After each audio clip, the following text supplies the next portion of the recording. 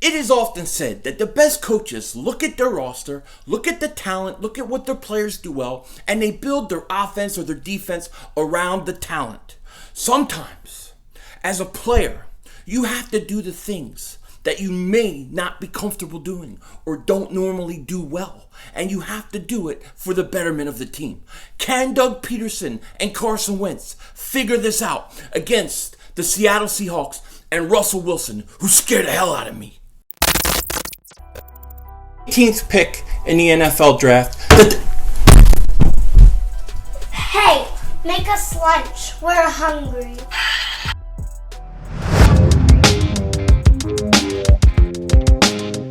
Dallas still stinks. You might know it. King thing back here. Thank goodness it's Friday. Friday before Thanksgiving. Wait, we run. Yes, I love it. I love this time of year.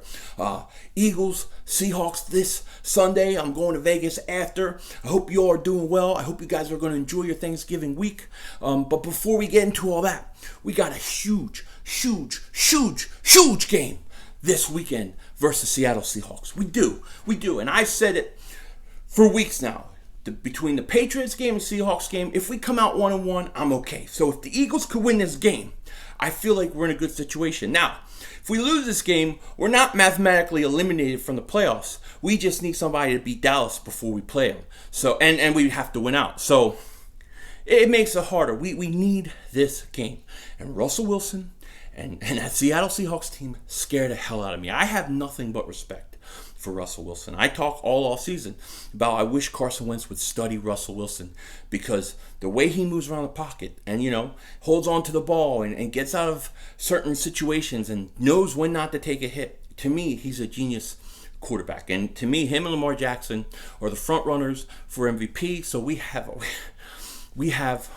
our hands full, man. It's going to be crazy. Now, this has been a tough week for me and for Eagle fans, I'm sure. That loss to the Patriots sucked. It sucked, and it just frustrated so many people, and you've heard it. You've heard the frustration from Eagle fans. I mean, we all know what the problems are, but I think a lot of us disagree with each other on who's the main reason for it and the main culprit. I was arguing with a lot of people this week. I was on Nitro's channel last night. Him and Darius, shout out to both those guys. Me and Nitro Freak are friends, but me and him are on total opposite sides of Carson Wentz and the Nick Foles Wentz thing. We're on opposite sides. Okay? Now, I want to say this because I think this needs to be said sometimes.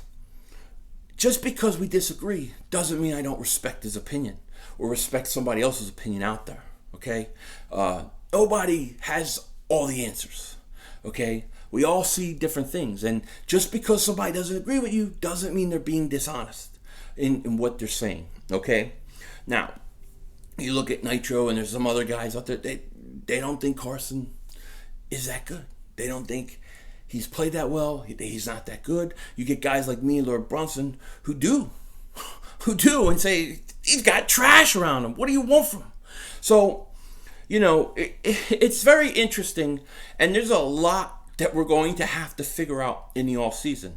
But in my own perspective, the chief person that I blame was actually three people.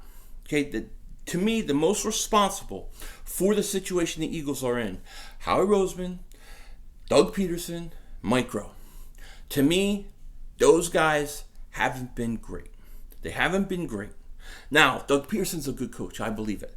And I believe he's hamstrung by Mike Rowe and the plays that he puts in for Doug to call on game day.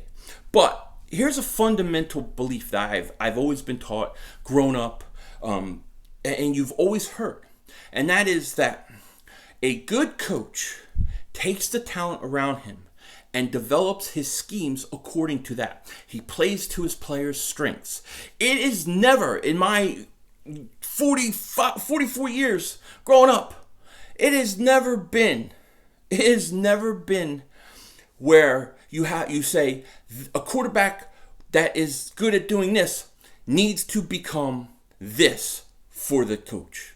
And the quarterback has to adjust his talents to what the coach wants to do. They call that putting a square peg in a round hole, okay? And that is the chief problem I have this year with everything I'm seeing. Carson Wentz does not fit the system Doug wants to run. Doug wants to run a Kansas City Chiefs, Alex Smith, deke and dunk offense where everything's a check down, everything's 2 seconds, get the ball out 2-3 yards, and methodically go down the field. It's not his DNA. It's not his DNA. His DNA is he's got a flamethrower arm, not a spaghetti arm. And he wants chunk yards. He wants the big play. He's going to compete on every down. And Howie Roseman, Doug Peterson, and Mike Rowe have failed to build that around him. And this is my chief complaint when I say for me to make an assessment, an accurate assessment on if Carson Wentz really is the future or not, or all these things, then you have to put the right pieces around him so I can see it. Because I believe that many quarterbacks that are the same style as Carson Wentz in this system would have the same exact problems. And, that's my main problem.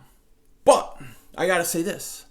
Carson Wentz, to me, has to think and has to look at things in terms of this year, for the rest of the season we have. You're going to have the same coaches, offensive coordinator, and talent around you.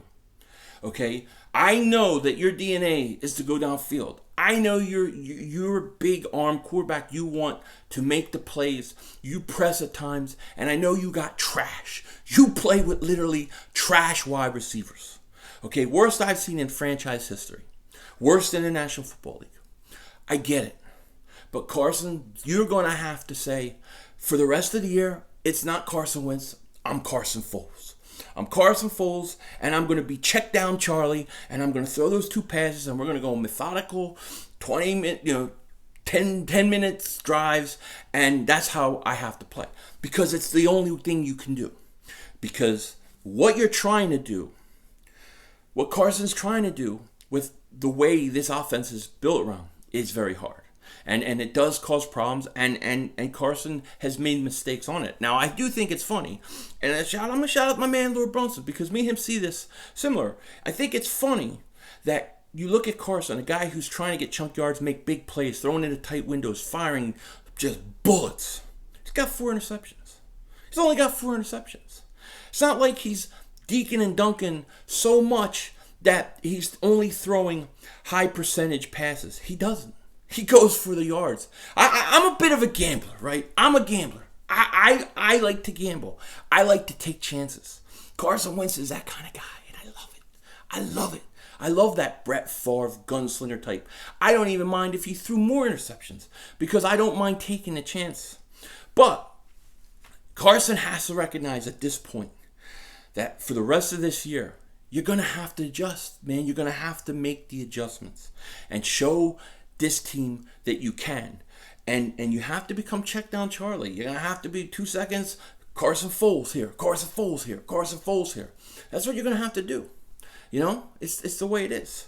I mean, dude, do you realize, and I don't mean to go off on a little tangent, but do you realize that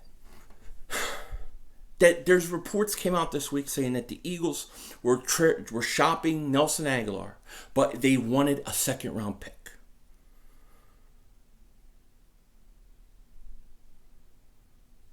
A 2nd round pick. Not lying. Now, here's the thing. They want a 2nd round pick for Nelson Aguilar, but they won't give a 2nd round pick for Robbie Anderson?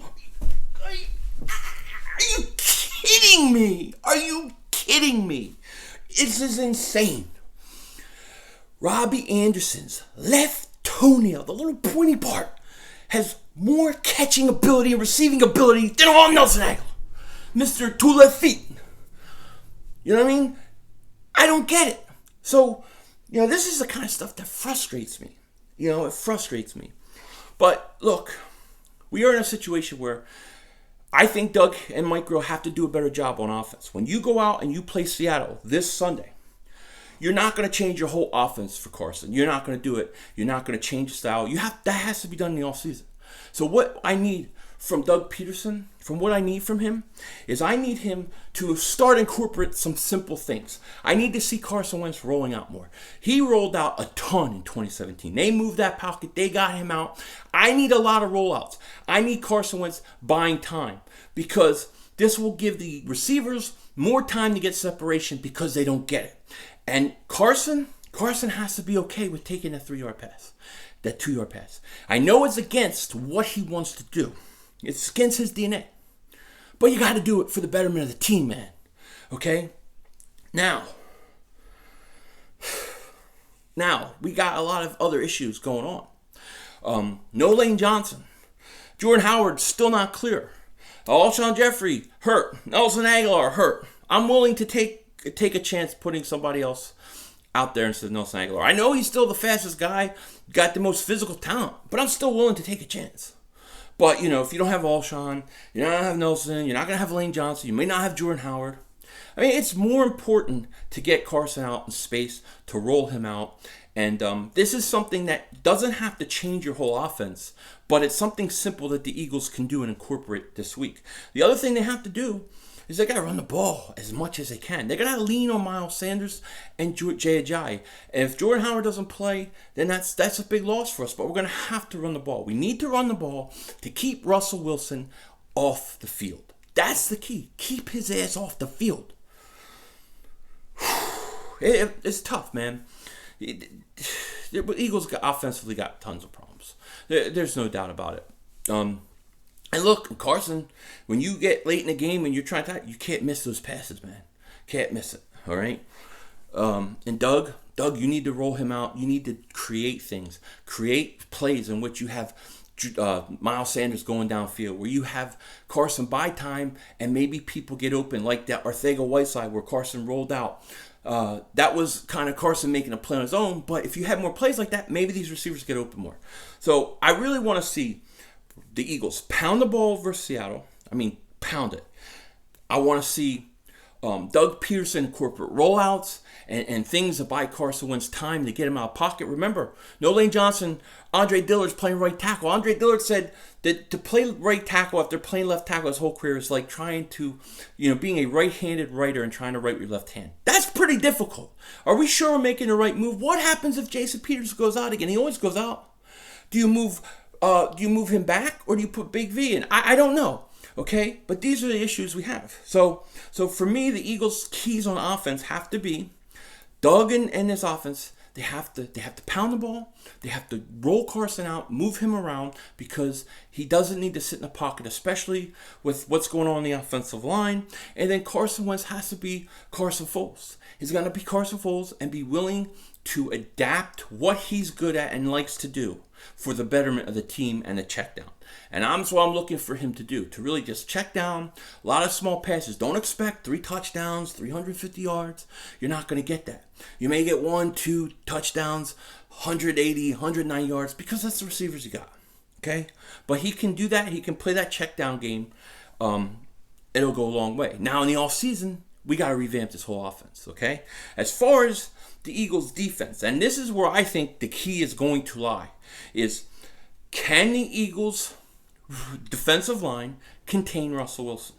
Can they contain Russell Wilson? Because Russell Wilson, he's amazing. He's amazing. And unlike some people, I think he has good weapons. Lockett's going to play. I know he's banged up.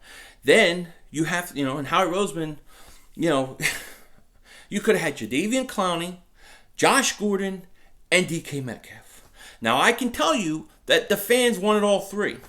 Okay, but I mean, you could have had DK Metcalf on the table. You could have had Josh Gordon on the table. I mean, there was nothing to stop you from getting it except for yourselves. But when you look at Russell Wilson's receivers, I think his tight end might be out, but you got DK Metcalf, you have Gordon, you have Lockett, and you have a guy who can buy time. And then they run the ball great with Carson. Now, if the Eagles' defense can, especially the line, can contain and get pressure on Russell Wilson, I think the Eagles have a chance in this game. I think they have a chance. If I was basically giving you a score, because this video is going way too long, but if I was basically giving you a score or saying who I think is going to win, truthfully, everything points to Seattle. They're more talented. They're coming off a bye. They've won a lot of games. They got a quarterback who's playing at a higher level. They got weapons. They got defense. I mean, it looks bad, you know? And so when you think of it logically, you definitely have to take the Seattle Seahawks. But the one thing we know about the NFL is when you think something's about to happen, it doesn't happen. The opposite happens. And I don't know why this team only seems to respond in these situations when they're told they don't have a chance. Now, I think they're still 1-point favorites, but you know, I think 85% of the bets were going on Seattle. I got a weird feeling the Eagles are going to pull this out. I got a weird feeling, and I thought they were going to pull the New England Patriot one out too. So maybe my feelings stink. But I'll say this: I did think all along, rather, that they would split these two games. So I do think they're going to get the split. Now I'm going to take the Eagles 27-24. I think Doug changes up. I think Carson changes up, and they run the hell out of the ball. And I think Ajayi and Miles Sanders are the players of the game. Could be wrong. I mean, logically, it's Seattle's game. There's no question about it. But just by the weirdness of how the NFL seems to work, I'm going with the Eagles. I'm going down with the ship. You know what I mean? With that said, don't forget I'll be streaming Sunday, and I'll do post-game, and then I'm heading to Vegas. But we'll be there. We're going to see what happens. With that said, take care. Talk to you later. Don't be a dingbat.